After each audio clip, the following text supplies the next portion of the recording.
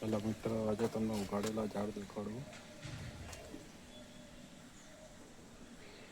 આ છે ગુલાબના ઝાડ, જેમાં ઘણી બધી કળીઓ પણ આવેલી છે જ. આ છે સીતાફળનું ઝાડ. આ છે જામફળનું ઝાડ.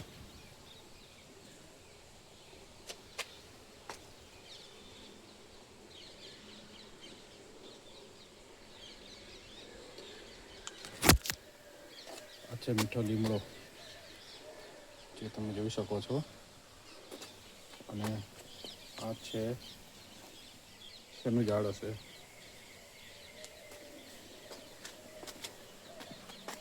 કોઈને ખબર હોય તો જણાવો.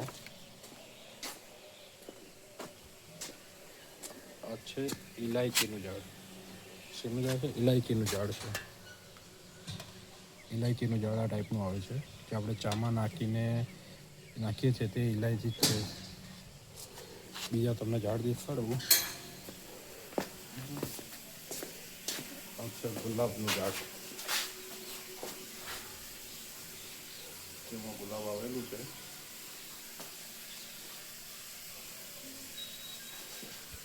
આ છે તુલસીનું ઝાડ.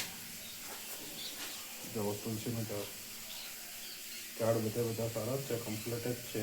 એક પણ ઝાડ સુકાયેલું નથી. બીજા પણ ઝાડ તમને દેખાડું છું. હા, અને શેનું ઝાડ છે કે નથી, પણ એમાં પણ એક ફૂલ આવેલું છે.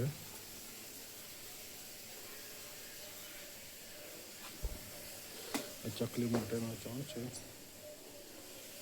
પક્ષીઓ માટે દાણા છે, તેના માટે રહેવા માટેની જગ્યા કરેલી છે, જુગાડથી કરેલી છે.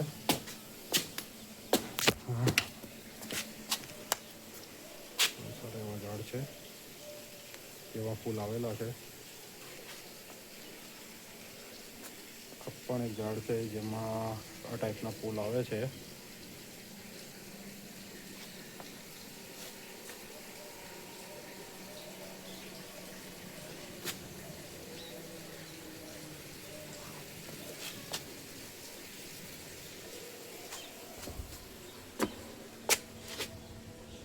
પણ એક ઝાડ છે, તેમાં વ્હાઈટ ફૂલ આવે છે.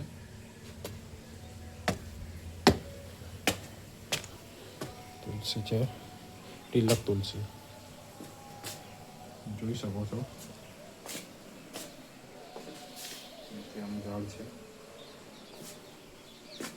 પાછું તમે ચોઈસ કરો કે ઝાડ તમે આગળ દેખ્યું છે તેનું ઝાડ છે. સો પીસ માટેના ઝાડ છે.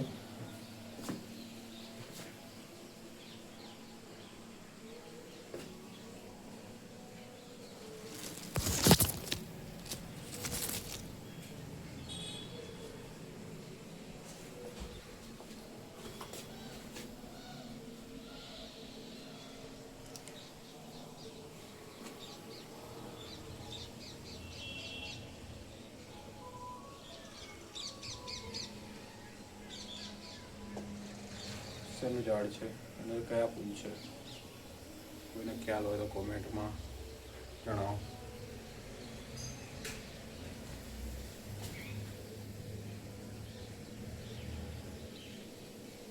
વાદળછાયું વાતાવરણ છે.